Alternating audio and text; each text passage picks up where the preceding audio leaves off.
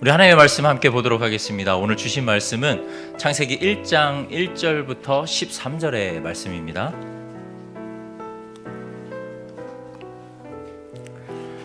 창세기 1장 1절부터 13절의 말씀입니다.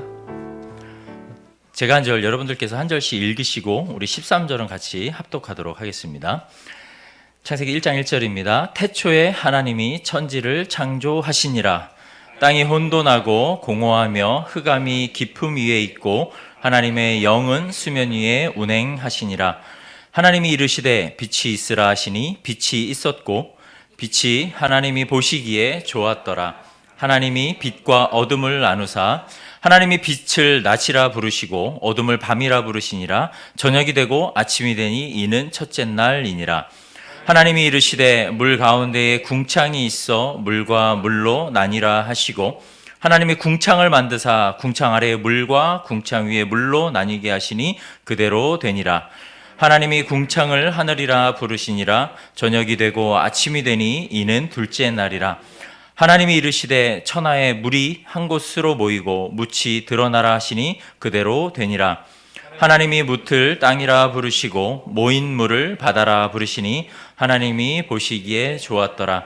하나님이 이르시되 땅은 풀과 씨 맺는 채소와 각기 종류대로 씨 가진 열매 맺는 나무를 내라 하시니 그대로 되어 땅이 풀과 각기 종류대로 씨 맺는 채소와 각기 종류대로 씨 가진 열매 맺는 나무를 내니 하나님이 보시기에 좋았더라. 우리 13절 같이 읽겠습니다.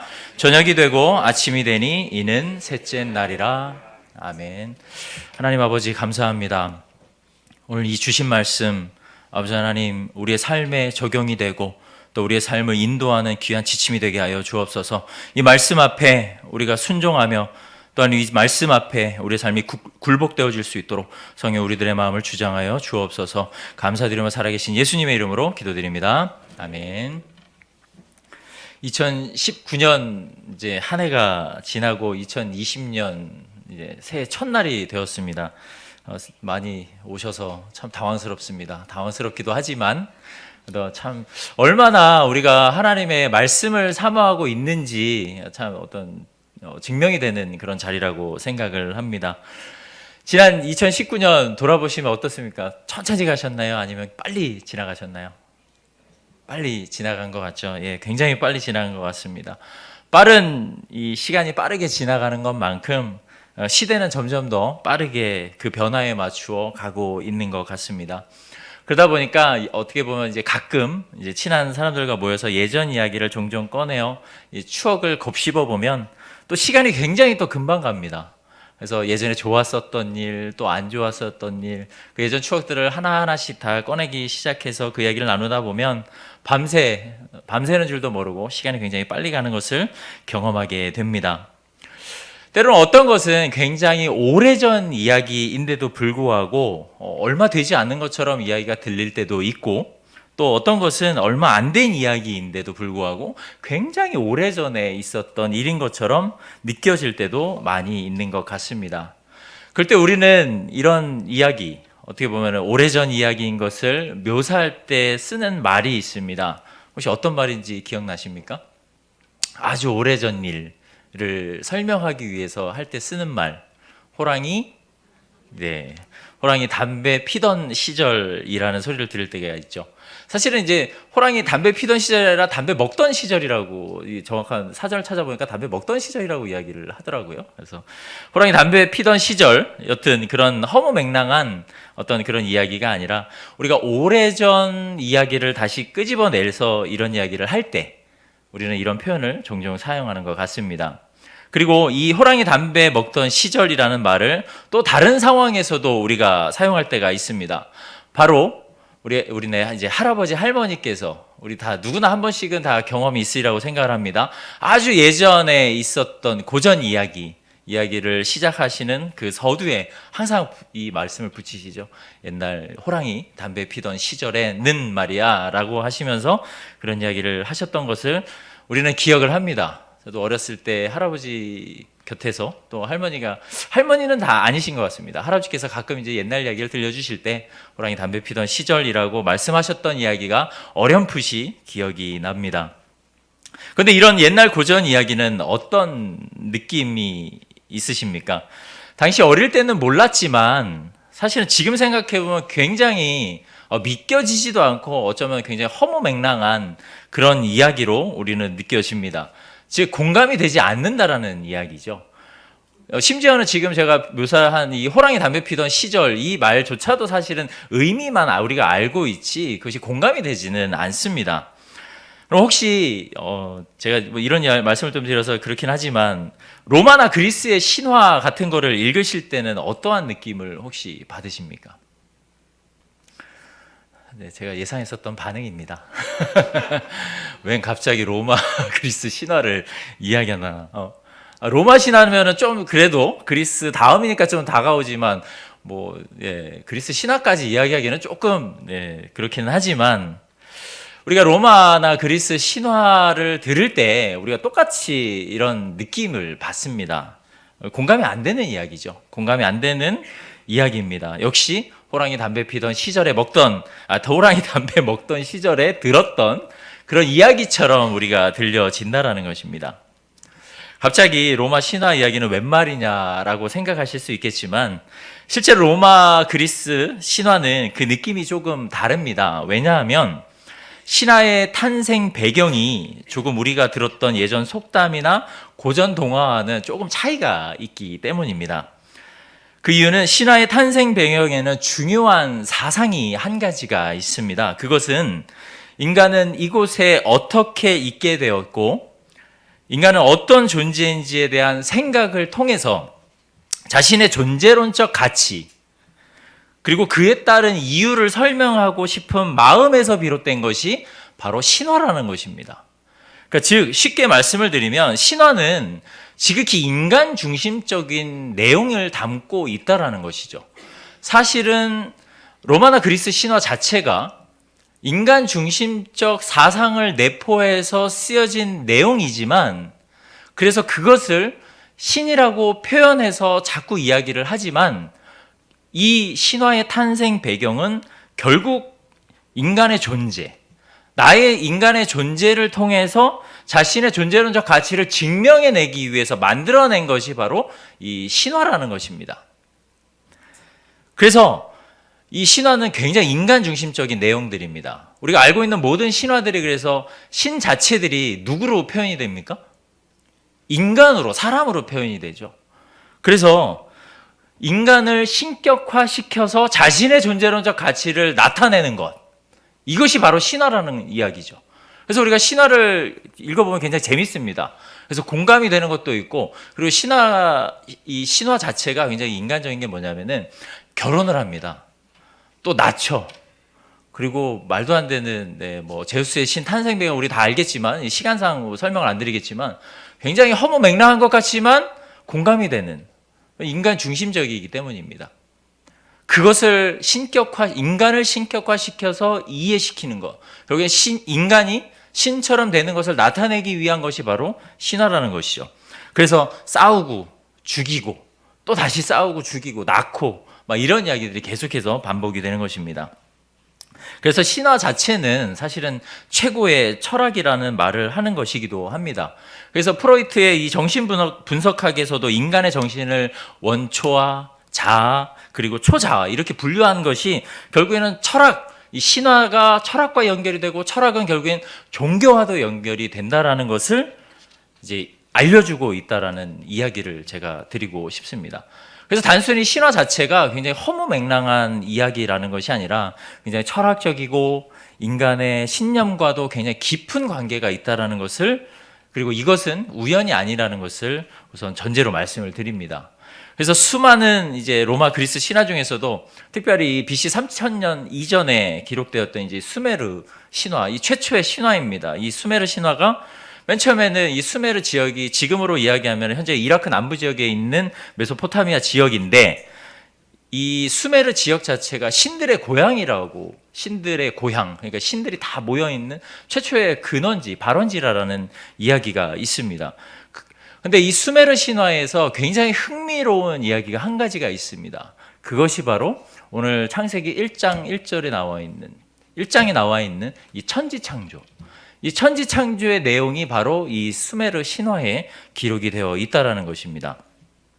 그런데 이 신화에는 이 천지 창조 자체가 성경에 기록된 이 창세기 말씀에는 창세기의 기원과 창조의 역사가 굉장히 비슷하게 기록은 되어 있는 것 같지만 여기에는 분명한 차이점과 그리고 심각한 오류가 이 신화 안에는 담겨져 있습니다. 그것이 바로 신화는 신들이 신들을 창조했다, 어떻게 보면 낳았다라는 표현을 쓰고 있지만 신들의 첫 번째 신, 그 신들이 만들어진 신들 중에 신은 이 신화 자체에서는 기록을 하고 있지 않다라는 것입니다. 우리가 변증학적으로 생각해 보면 심각한 오류죠. 그러면 그 신은 어디서 왔느냐? 라는 질문에 빠지게 되는데 그거에 대해서는 이 신화 자체가 최초의 신화조차도 증명해내지 못한다는 것입니다. 즉 하늘의 신, 땅의 신은 신화 자체에 있지만 그 땅과 하늘을 만드신 그 신들 중에 신은 기록하고 있지 못하고 있다는 것입니다. 그래서 신화와 창세기의 내용이 굉장히 비슷한 것 같지만 굉장히 분명히 다르고 그 신화는 분명히 심각한 오류를 가지고 있다는 것을 말씀을 드립니다. 하지만 반면 창세기 1장 1절에는 뭐라고 기록합니까? 태초에 하나님이 천지를 창조하시니라 라고 어떻게 보면 성경의 대전제죠. 이게 대전제에 대한 이야기를 지금 하고 있습니다. 신화는 기록하지 못한 하늘과 땅을 지으신 천지를 창조하신 하나님에 대해서 명확하게 말씀해주고 있다는 것입니다. 천지 창조를 이야기하기 위해서 제가 이 창조에 관한 이 말씀을 나누기 위해서 신화를 조금 말씀을 드렸습니다. 우리가 오늘 이 말씀을 통해서 하나님께서 다시 한번 우리 삶에서 창조주 하나님으로서 어떻게 역사하고 계신지를 우리가 이 시간에 좀 깊이 깨달았으면 좋겠습니다.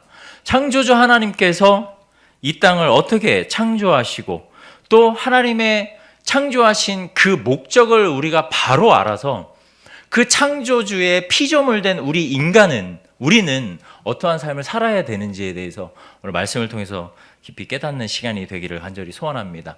하나님께서 우리에게 주시는 요구사항, 하나님이 우리에게 주시는 말씀이 나에게 지금 하나님이 주시는 메시지가 무엇인지를 깨닫고 그것을 우리 2020년 새해 첫 해에 같이 함께 고백하고 또 결단하고 이렇게 나아가는 시간이 되기를 원합니다. 우선 조금 전에도 말씀드렸지만 창세기 1장 1절은 이렇게 시작을 합니다. 태초에 하나님이 천지를 창조하시니라. 여기에서 천지의 원어를 보면은 이게 하샤마임으로 쓰입니다.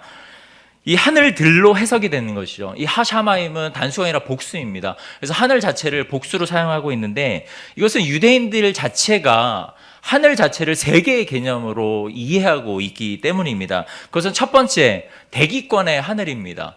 대기권의 하늘 첫 번째, 두 번째는 우주의 하늘, 그리고 세 번째는 살아계신 하나님이 계시는 천상의 하늘.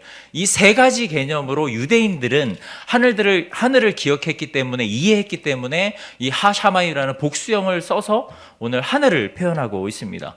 그리고 땅을 창조하셨다라고 이야기합니다. 여기에서 땅은 하아레스입니다. 여기에서는 땅은 단수입니다.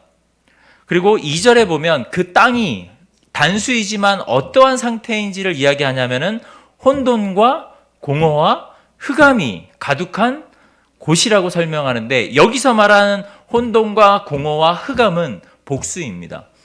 그러니까 하나의 땅 안에 수많은 공허함과 허전함과 흑암 이런 것들이 다 지금 존재하고 있다는 것이죠.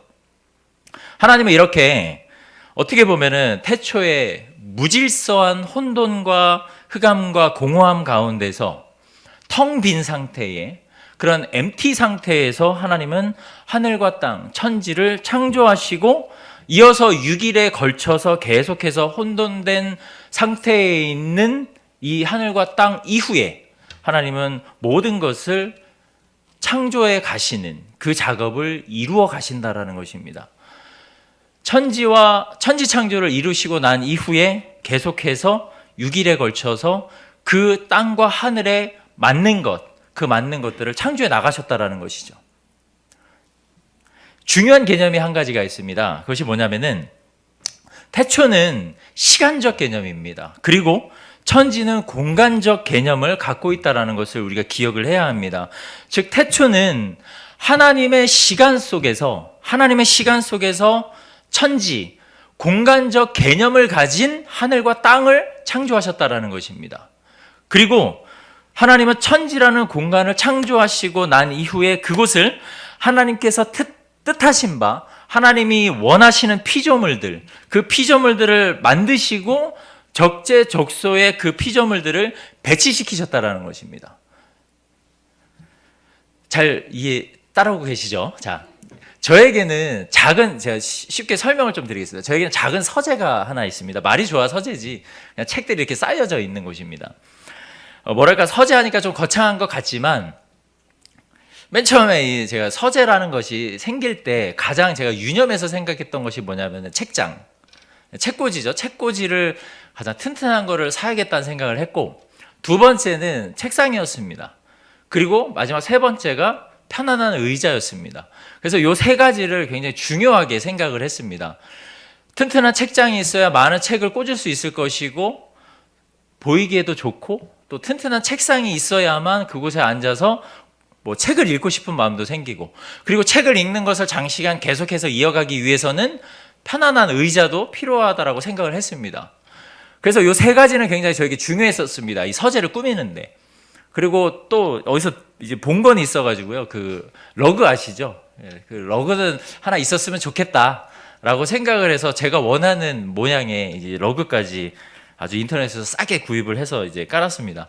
맨 처음에 서재가 딱 생기고 나니까 너무 좋은 거죠. 그래서 그 서재에서 나오기가 싫더라고요. 나오기가 싫고 그냥 여기서 밥도 먹고 여기서 그냥 살았으면 좋겠다라는 생각이 들 정도로 서재가 굉장히 저에게는 소중한 공간이 되어 버렸습니다. 근데 중요한 것은 제가 원하는 대로 서재가 딱 배치가 되고, 또 그 책들이 다 제가 원하는 곳에 꽂아져 있다 보니까, 자주 보는 책은 가까운 곳에 있다 보니까 제 마음에 너무 이제 흡족했었던 것이죠. 솔직히 말해서 정말 행복했었습니다. 그 서재가 생겼을 때. 왜냐하면은 제가 원하는 바 목적과 그 기능들을 지금 제 서재 안에는 다 갖추어져 있었기 때문입니다. 근데 시간이 이제 1년, 2년 이제 지나다 보니까 제 서재에 있었던 책들의 대부분이 이제 교회로 오게 되고, 그리고 그 서재에 이제 빈 공간이 생기고 나니까 뭔가 서재가 허전한 것 같기도 하고, 완벽했었던 모든 것이 조금씩 이제 흐트러지는 것을 보면서 이제 책상은 어질러피게 되고, 제가 원하지 않는 책상이 있으면 안 되는 물건들이 이제 책상 위에 올라오게 됩니다.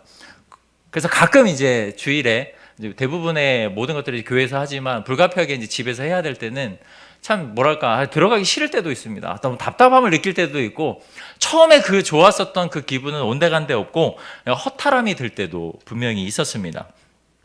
제가 왜 이런 말씀을 드리는지 아시겠죠? 하나님이 천지를 창조하실 때도 바로 이러한 마음으로 천지를 창조하셨다라는 것입니다. 그래서 하나님께서는 천지 창조를 이루실 때 하나님이 원하시는 바, 목적하셨던 바에 해당하는 기능들을 온전히 다 갖추셔서 천지를 창조하시고, 그리고 책장에 책을 꽂았듯이 그 적재적소에 그 피조물들을 다 배치시키셨다라는 것입니다. 이것을 성경은 채워가심으로 우리는 이해를 시키고 있습니다. 그래서 하나님께서는 천지를 창조하신 이후에 땅과 하늘을 나누시고, 이따가도 이야기하겠지만 하늘과 땅으로 궁창을 나누시고 하늘을 둘로 나누셔서, 그래서 하늘에 있는 것과 그 밑에 있는 것들을 다 하나님이 결정하셔서 창조하셔서 배치를 시키십니다. 그래서 창세기 1장 1절에는 이 창조하다라는 말이 굉장히 중요합니다. 이 창세기뿐만 아니라 성경 전체에는 이 창조하다라는 말을 세 가지 단어로 요약을 하고 있습니다. 첫 번째는 바라입니다. 히브리어로 바라인데, 이 히브리어의 원뜻은, 이 바라의 원뜻은 어떤 무에서 유를 창조할 때 쓰였던 단어가 이 바라인데, 창세기 1장에서 특별히 창세기 1장에서 이 바라가 사용된 거, 사실 나중에는 신약에 대해서 고린도전서에는 남자와 여자를 창조하실 때도 이 바라라는 단어를 70인경이 사용을 합니다. 분명히 의미가 다른 것은 있겠지만, 우선 우리가 창세기 1장 1절의 내용을 가지고 기억을 했을 때에 창조하시다라는 이 의미 자체를 우리가 바라라는 개념으로 봤을 때, 즉 무에서 유를 창조하셨다는 개념으로 우리가 이해를 했을 때 중요한 것이 뭐냐면은 베레시트, 바로 태초입니다. 아무것도 없는 상태에서 하나님이 봐라, 무에서 유를 창조하셨다라는 이것이 굉장히 중요한데, 이것이 창조주 하나님을 나타내는 그 어떤 것과도 비교할 수 없는 유일무이한 굉장히 중요한 그런 단어라는 것이죠. 그래서 창조하라는 단어가 첫 번째는 바라라는 단어로 사용을 했고, 두 번째는 아사와 그리고 야짜르라는 단어를 사용을 했습니다. 이 아사와 야짜르는 어떻게 보면 유에서 유를 창조할 때 쓰였던 단어이기도 합니다. 그래서 창세기 이후에, 태초에 천지를 창조하신 이후에 쓰여진 모든 창조물들, 그것들을 말씀하실 때는 이 아사나 야짜르를 사용을 했다라는 것이죠. 즉 하나님은 처음에 아무것도 없는 상태에서 천지를 창조하시고, 그 다음에 그 근원을 시작으로 해서 모든 것들을 창조해 나가셨다라는 것, 순서를 이야기하고 있는 것입니다. 하나님은 모든 걸 창조하실 때 단순히 이거 이렇게 만드신 것이 아니라 정확한 목적과 그 기능에 맞게 순서를 나누셔서 하나님은 천지를 창조해 나가셨다라는 것입니다. 조금 더 쉽게 우리가 알고 있는 성경을 토대로 설명을 드리면, 첫 번째는 빛과 어둠을 창조하시고, 그 다음에 해와 넷째 날에 해와 달과 별을 그 빛과 어둠에 채우십니다. 두 번째는 궁창 위에와 아래에 물을 창조하시고, 다섯째 날에 새들과 물고기를 창조하시죠.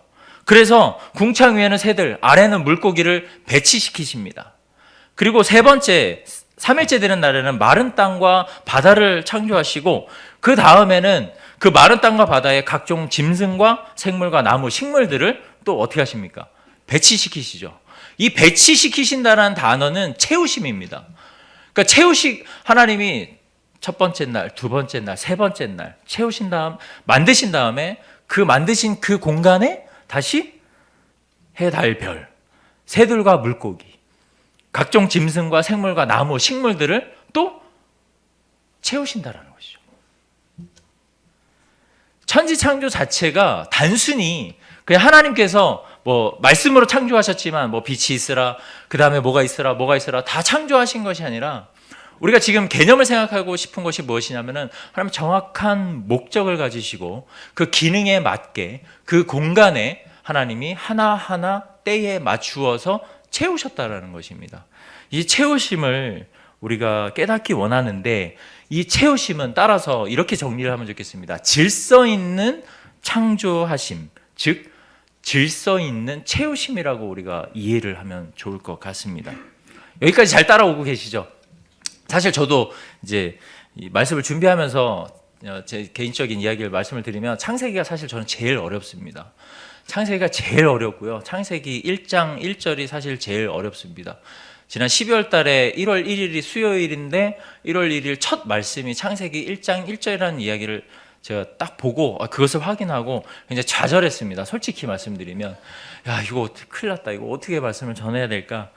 사실 굉장히 진짜 고민이 많이 됐었습니다. 그렇지만 우리가 지금까지 신화를 이야기했고, 신화와 창조의 비슷한 점, 하지만 극명한 차이점이 있다는 것을 설명을 드렸고, 그 안에 하나님은 창조하심이 굉장히 질서 있게 창조하셨고, 그 질서 가운데서 하나님이 채우셨다라는 것, 이것까지 저희가 지금 이야기를 했습니다.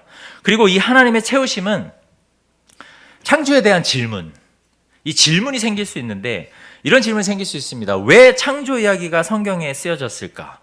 이것을 사람들로 하여금 믿게 하기 위해서일까?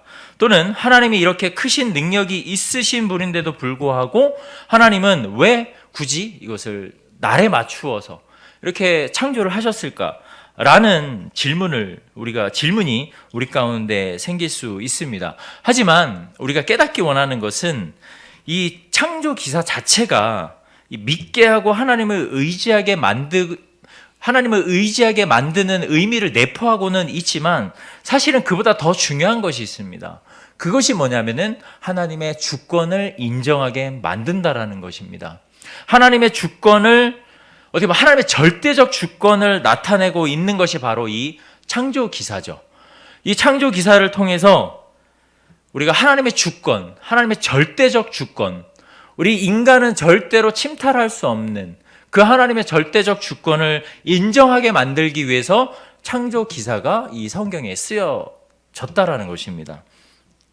그 이유가 사실 창세기 1장은 하나님께서 온 우주를 한 번에 만드실 수도 있었지만 그렇게 하지 않으셨다라는 것을 통해서 하나님이 얼마나 이것을 하나님의 계획대로, 하나님의 의도대로, 좀 이렇게 표현하면 좀 그렇지만 하나님 마음대로 하신 거죠. 우리는 차마 이해할 수는 없지만 하나님은 하나님의 계획을 가지고 하나님 마음대로 창조를 하셨다는 것이죠. 하나님께서는 완벽한 분이십니다. 전지전능하신 분이십니다. 그 어떤 실수나 오차도 없으십니다. 그런데 이런 질문이 생깁니다. 왜 혼돈과 공허와 흑암이 가득할까? 사실 성경은 이거에 대해서 답을 하고 있지는 않습니다. 만약 창조 이야기가 하나님께서 천지를 창조하셨다라는 것을 믿게 할 목적으로만 쓰여졌다면 오히려 창조 기사를 굉장히 간결하게 하나님이 이 천지 창조를 하셨다는 것을 믿게 할 목적으로만 쓰여졌다면 이렇게 간결하게 성경은 기록하지 않았다라는 것입니다. 무슨 이야기냐면 보다 더 과학적인 증거 자료, 보다 더 이 과학적인 증거 자료를 뒷받침할 모든 자료들, 우리가 이해할 수 있는 모든 것들을 다 동원해서 논리적으로 성경이 쓰여져서 이것을 하나님을 믿게 만들겠지만 사실은 성경은 그것을 허용하지 않습니다. 그것을 절대로 허용하지 않습니다. 하지만 이러한 의도나 시도조차 전혀 성경을 통해서는 발견할 수 없다라는 것이 오히려 우리가 하나님의 절대적 주권, 그 하나님의 절대적 주권을 인정하게 만드는 어떤 중요한 저는 요소라고 생각을 합니다.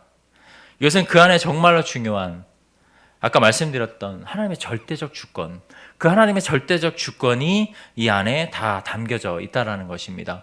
그리고 그 하나님의 주권 아래 담겨져 있는 모든 창조 사건, 그 사건을 통해서 하나님께서 무엇을 이루시기 원하시는지는 이제 우리가 구속사적 관점에서 다시 창세기를 또 봐야 됩니다. 그래서 그 구속사적 관점에 대해서는 다음에 또 말씀을 드리도록 하겠습니다. 그리고 하나님이 이 절대적 주권으로 말미암아 하나님의 형상대로 지음받은 우리 인간, 그 우리 인간을 하나님이 계획적으로 창조하신 그곳에 대리자로 우리를 보내셨다라는 것입니다. 즉 하나님의 주권 아래 우리가 왕처럼 다스릴 수 있는 권한을 부여받았다라는 것이죠. 이것이 성경이 말하는 질서입니다. 질서. 그 질서의 시작은 하나님의 절대적 주권입니다. 따라서 우리는 하나님의 대리 통치자이죠. 하나님이 아담과 하와를 창조하신 이후에 다스리고 정복하라고 말씀하신 것은 그 권한을 그들에게 부여하셨다라는 것입니다. 오늘날 우리에게도 이 권한이 부여됐다라는 것이죠. 그래서 우리는 대리 통치자입니다. 하나님의 창조 기사는 우리 인간이 가지고 있는 지식으로는 이 모든 것을 다 이해할 수 없습니다. 왜냐하면 우리는 굉장히 이성적인 사고 체계가 우리를 이미 지배하고 있기 때문입니다. 무슨 말이냐면 과학이 어찌됐든 우리가 이성적인 체계 속에서 어떤 가설들을 통해서 그러지 않을까? 그럴 거야 라는 어떤 가설들을 통해서 계속해서 발전해 나간 것이기 때문에 실제적으로는 이 과학이나 실제적 논증 자료는 눈에 보이는 것을 굉장히 중요하게 여깁니다. 그런데 창조기사 자체가 사실 우리 눈에 보이지가 않죠. 이미 그 전부터 있었던 것이고 내가 경험하지 못했고 내가 보지 못했던 것이기 때문에 이것이 믿어지기가 굉장히 어렵습니다. 쉬운 말로 얘기하면 용납이 안 되는 거죠. 그래서 계속해서 질문을 해 나아가죠. 그래서 창조론에 대해서 여러 가지 일들이 젊은 지구론부터 시작해서 늙은 지구론 여러 가지 그런 이야기들이 많이 생겨나게 됩니다. 그런데 이러한 생각과 이해 체계는 하나님의 창조 역사를 절대로 이해할 수 없습니다. 이런 체계를 가지고서는. 그렇다면 왜 이런 현상들이 우리에게 나타날까요?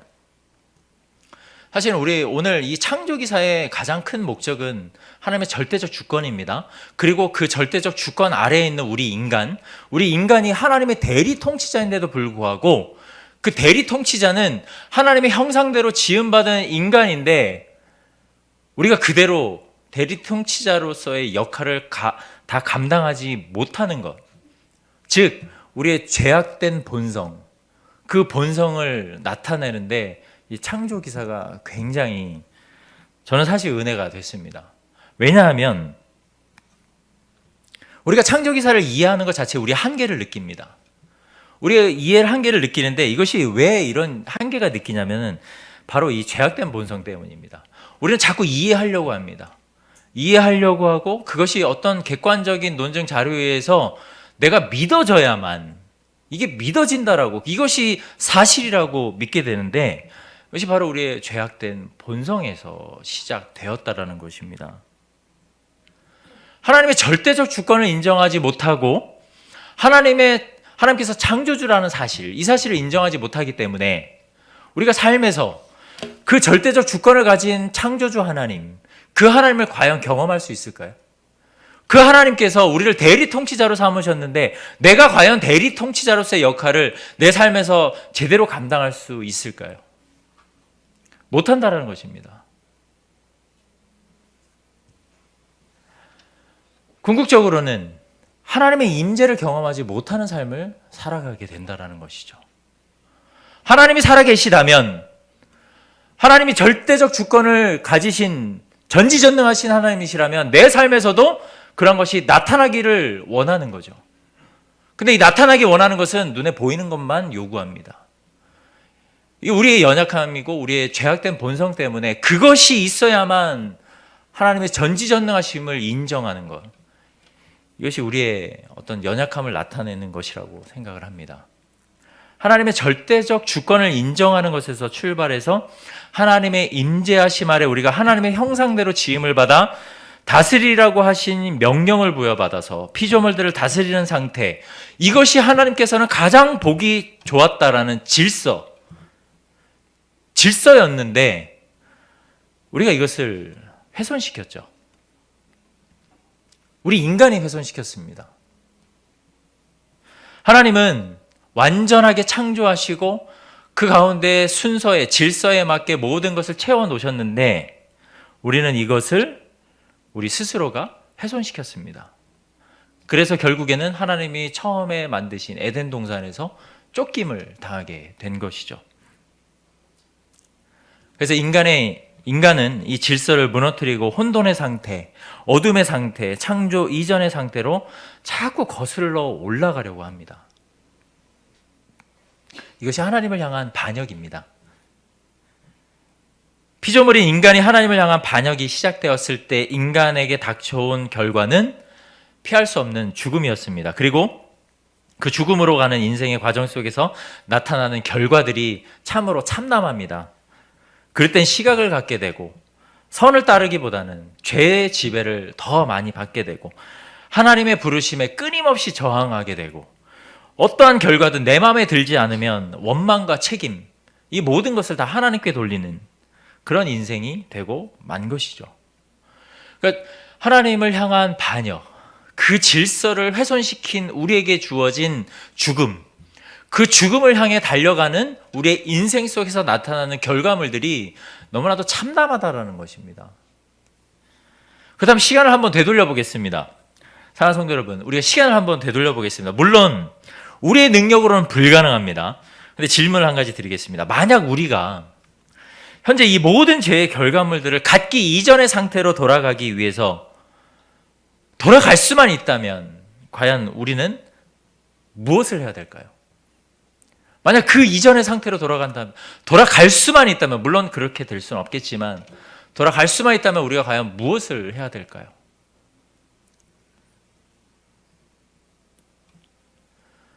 하나님의 절대적 주권입니다. 그 하나님의 절대적 주권을 인정하는 삶.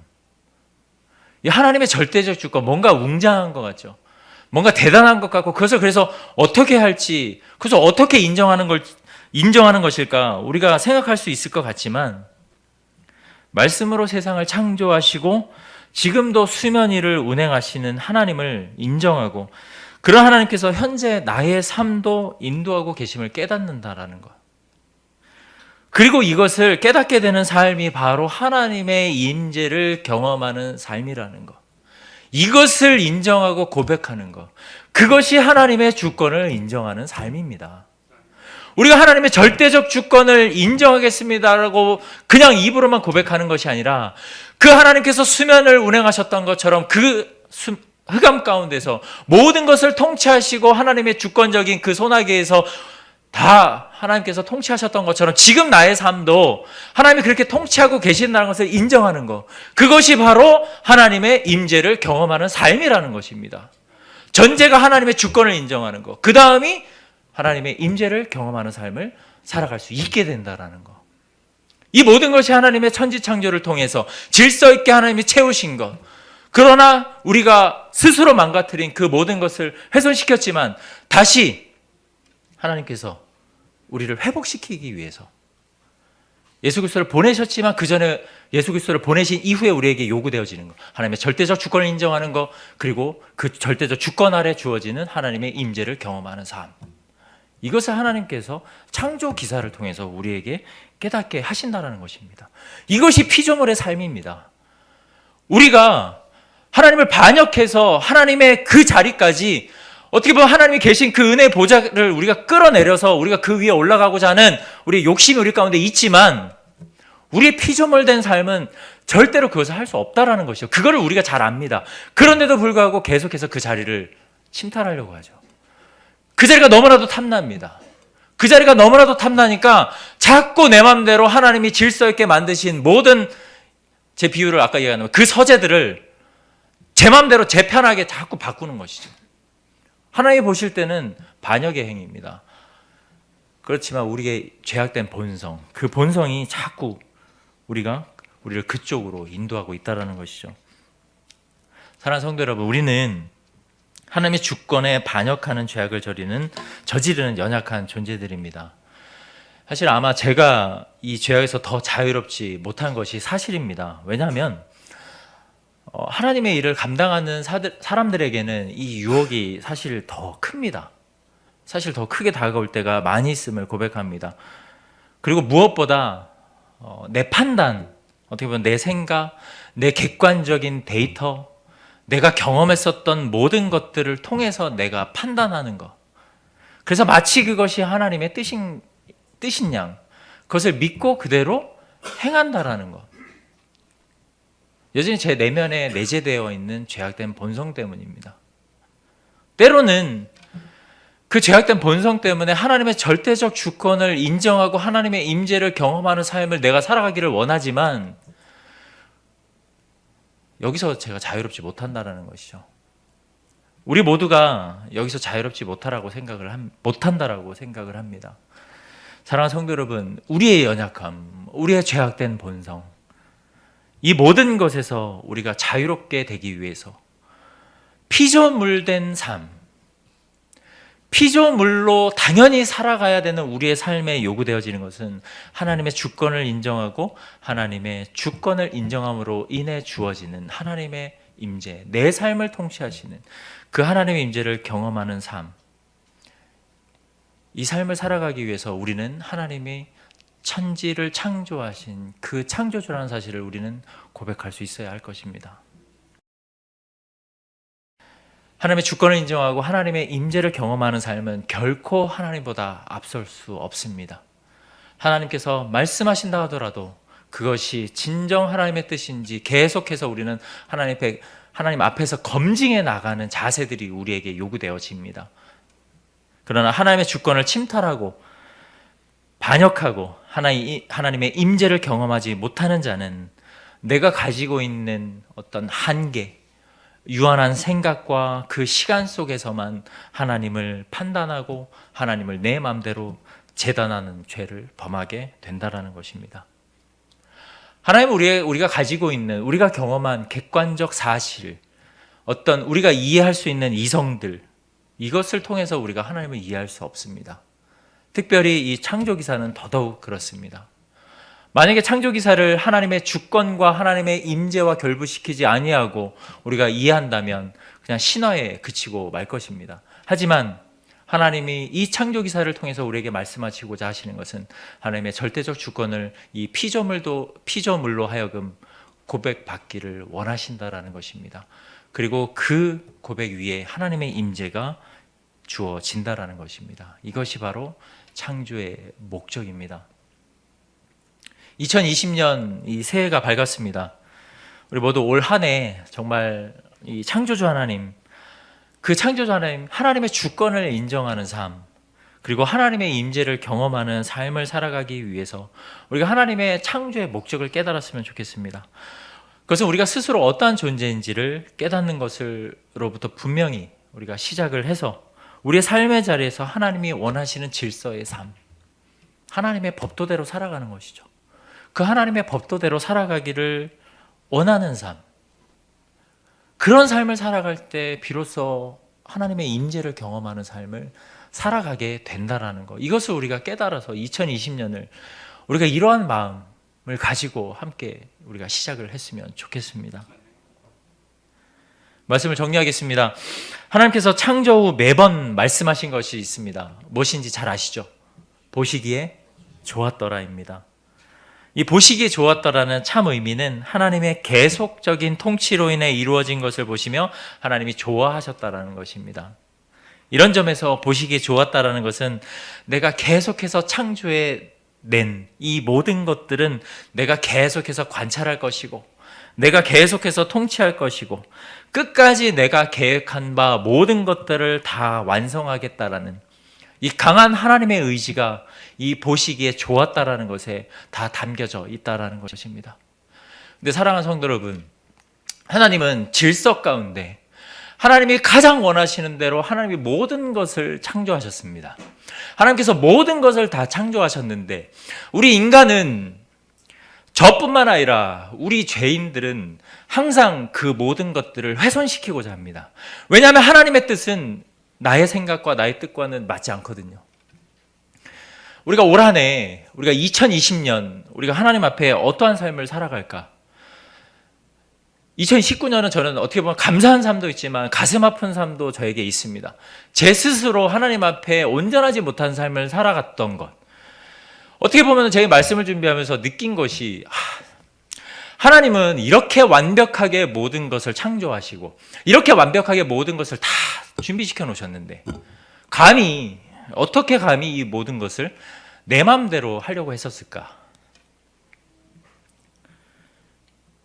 어쩔 수 없는 연약한 제 자신을 되돌아볼 수밖에 없었습니다. 사랑하는 성도 여러분, 2020년 저와 같은 실수와 후회를 하지 않으셨으면 좋겠습니다. 부디 저와 같은 실수를 하지 않으시고 후회를 하지 않으셨으면 좋겠습니다. 하나님이 원하시는 뜻이 무엇인지를 우리가 깨닫고 성경을 통해서 이미 이루어진 바, 너희는 내가 너희의 삶의 주관자, 내가 너의 삶의 주관자라는 것을 너희는 부디 인정해라, 이렇게 말씀하시는 하나님, 그리고 이스라엘 백성들을 출애굽시키셨던 그 하나님께서 지금 내가 출애굽 그 노예 같은 삶을 산다 할지라도 하나님께서는 반드시 우리를 인도하고 계시다라는, 반드시 출애굽시키신다라는 그 사실을 우리가 기억했으면 좋겠습니다. 반드시 하나님께서는 우리를 출애굽시키실 것이고, 아무리 광야 가운데 있다 할지라도 우리가 광야 가운데서 하나님의 임재를 경험하지 못하는 것처럼 그 하나님의 부재를 경험한 듯한 삶을 산다 할지라도 하나님께서는 반드시 뜻하신 바 보시기에 좋았다라고 말씀하셨던 그 마지막 결론을 우리 모두에게 나타내실 것이라는 것입니다. 사랑하는 온산의 교회 성도 여러분, 금방 사라져가는 유한한 것에 우리의 중심이 따라가는 것이 아니라 무한하신 하나님, 영원하신 하나님 앞에 우리가 하나님의 주권을 인정하는 피조물의 삶, 그 하나님의 자녀된 삶을 우리가 살아가기를 원합니다. 더 쉽게 말씀드리면 하나님께 붙들린 삶을 살자라는 이야기입니다. 하나님께 붙들려서 하나님의 임재를 경험하는 우리의 모두의 삶이 되기를 간절히 소원합니다. 하나님이 보시기에 참 좋았더라고 말씀하셨던 그 하나님의 고백, 그 선언, 그 의지를 우리의 내면을 통해서, 우리의 삶을 통해서 모두 다 담아내서 하나님이 우리를 보셨을 때 그 고백을 우리에게도 동일하게 하시게 되는 그런 복된 삶을 우리 모두가 살아가기를, 2020년에 우리 모두가 그렇게 살아가게 되기를 간절히 소망합니다.